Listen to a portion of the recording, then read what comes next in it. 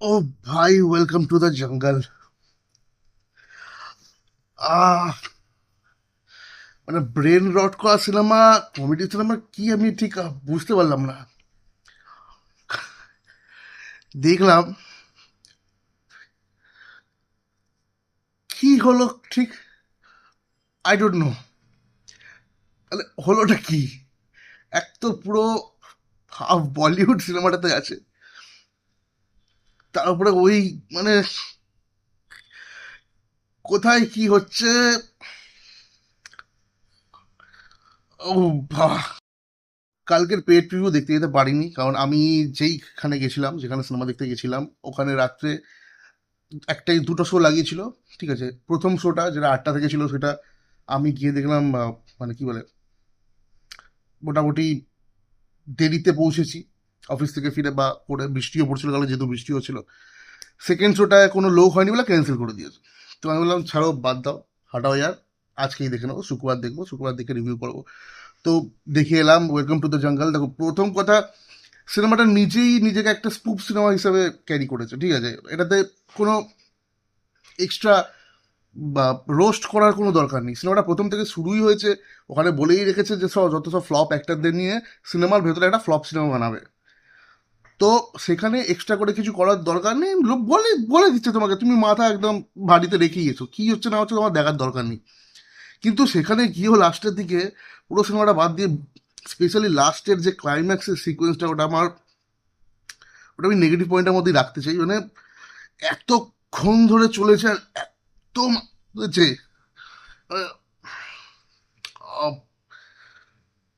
কি বলবো আমি, হাফ অফ দ্য বলিউড এই সিনেমাতে আছে। এরকম নয় যে সিনেমাটা খুবই খারাপ। হ্যাঁ দেখো, প্রথম দিক থেকে ইন্টারভ্যাল অব্দি সিনেমাটা একটু স্লোই চলবে, কিছু কিছু জায়গায় তোমার জোকসগুলো মনে হয় যে একটু বেশি, মানে যেচে হাসানোর চেষ্টা করছে, বাট হাসি খুব একটা পাবে না তোমার। কিন্তু সেকেন্ড হাফটা বেশ, কিছুটা হাসির মুহূর্ত আছে। আমি আর বিশেষ করে ইন্টারভ্যালে যে অক্ষয় কুমার অ্যাক্টিং এর কথা আসছি, সেটা আমি বলছি। আহ, তো সিনেমার প্রচুর টাকা খরচা করা হয়েছে, একটা বড় সড়ো। আর কিছু ফার্স্টে সিনগুলো, হ্যাঁ সব থেকে বলতে চাই, ফার্স্ট যে কেপ অফ গুড ফিল্মস আর একটা প্রোডাকশন হাউসের লোগো, মানে এআই যে ইউজ করেছে, এআই দিয়ে লোগো বানিয়েছে, এত খারাপ লোগো। আই ডোন্ট নো কি মাথায় এসেছিল, এত খারাপ লোগো বানিয়েছে ওটা দিয়ে একটা ইন্ট্রোডাকশন ভিডিও, এটা ফার্স্ট অফ অল। আর সিনেমার প্রচুর জায়গায় এআই ইউজ করেছে, সেটা ভিজিবল অলরেডি। কিছু কিছু ঘোড়ার সিন আছে, মানে একটা সিনকেই এআই দিয়ে তৈরি করা হচ্ছে, ওটাকেই 3-4 বার চালাচ্ছে, 3-4টে সিকোয়েন্স, এরকম কাইন্ড অফ জিনিস। তো ওগুলো বোঝা যাচ্ছে, তবে খুব খারাপ লাগছে না। একটু প্রম্পটটা ভালো মেরেছে আই থিঙ্ক, চ্যাট জিপিটিকে দিয়ে বা কাউকে দিয়ে প্রম্পট মারিয়ে অন্য কোথাও থেকে তৈরি করে ভিজুয়ালটা অ্যাড করেছে, সেটা খারাপ না। তবে খুব একটা ইমপ্রেসিভ না, এআই দিয়ে কাজ এর থেকে অনেক ভালো ভালো বেরোচ্ছে। তো সেটা গেলে এআই এর দিক থেকে। এবার সিনেমার কথা, দেখো ভর্তি অডিয়েন্সের সাথে দেখেছি আমি, তো কোথাও না কোথাও গিয়ে মজা লাগবে, অডিয়েন্স এনজয় করছে সিনেমাটা।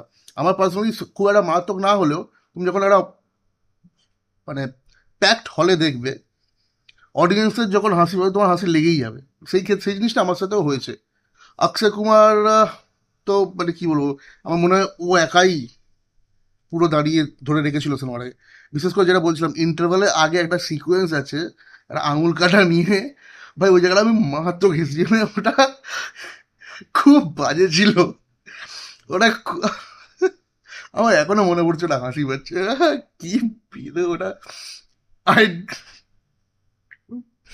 ওখানে সিনটা। আর যখন ভিলেনের এন্ট্রি হবে লাস্টে ক্লাইম্যাক্সের দিকে, ওখানে এক জায়গায় অক্ষয় কুমার ফরিদা জালালের মিমিক্রি করবে,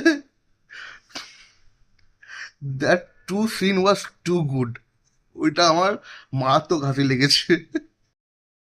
চার কাস্টের মধ্যে কিকু সারদা আর কৃষ্ণাকে একটু টাইম দেওয়া উচিত ছিল। দিলার মেহেন্দিকে কি করতে নিয়েছে কি জানি, একদম বেদো লেগেছে। একটা দুটোই ডায়লগ ছিল। দিশা পাটানি আর জ্যাকলিন ফার্নান্ডেজকে রেখেছে, ইভেন সিনেমার মধ্যেও বলে দিচ্ছে যে তোমরা কি করতে আছো, গ্ল্যামারের জন্য আছো, ওদের কিছু করার নেই স্পেশালি। আর সেই ক্ষেত্রে খুব একটা ইমপ্রেসিভ অ্যাক্টিং এমনি কারো বলতে পারো। রাজপাল ইয়াদব ভালো কাজ করেছে, পরেশ রাওয়াল মোটামুটি কাজ করেছে, অর্ষাদ বর্ষিও ঠিকই ছিল, সুনীল শেট্টিটা ঠিক আছে চলো। এই রোলে আই ডোন্ট নো, আমি আমি কোনো কমেন্ট পাস করতে চাই না, খুব একটা আমার ভালো লাগেনি। বাট ওভারঅল সিনেমাটা তুমি দেখতে পারো, মানে টাইম পাসের জন্য যেতে পারো। আমি একদম মাস্ট ওয়াচ বলবো না, এটা তুমি ওটিটিতে আসলেও দেখতে পারো, টাইম পাস হয়ে যাবে। বাট আমি যদি যেতে চাও তাহলে যেতে পারো। খুব ফালতু সিনেমা নয়, খুব ভালো সিনেমা নয়, মানে ভালো সিনেমা নয়, আবার খুব ফালতু সিনেমা নয়, মানে মিডিয়াম জায়গায় একটা স্ট্যান্ড করা যেতে পারে। আর ওই অক্ষয় কুমার দুটো সিন বললো, ওইটার জন্য গান আছে প্রথম সিনেই, মানে প্রথম দিকে 5 মিনিটের মধ্যে দুটো গান। বাকি সিনেমায় খুব একটা গান নেই, আর যা ওটা যেটা আছে সেটা মনে রাখার মতো নয় obviously. Welcome to the jungle আমার মতে it is a time pass cinema. Check out করতে পারো, নাও করতে পারো, কোনো যায় আসে না। নিজের ইচ্ছা হলে যাও, না হলে না যাও। এর তার কথা শুনে যাওয়ার কোনো দরকার নেই। আমার কথা শুনে যাওয়া দরকার, যদি ইচ্ছা হয় তাহলে যাও। এটা হচ্ছে ব্যাপার। নতুন হলে চ্যানেলটাকে সাবস্ক্রাইব করে দাও, বেলাইকনটাকে প্রেস করে দাও। দেখা হচ্ছে খুব তাড়াতাড়ি আরও কিছু নতুন ভিডিও নিয়ে। চলো tata, bye bye, take care.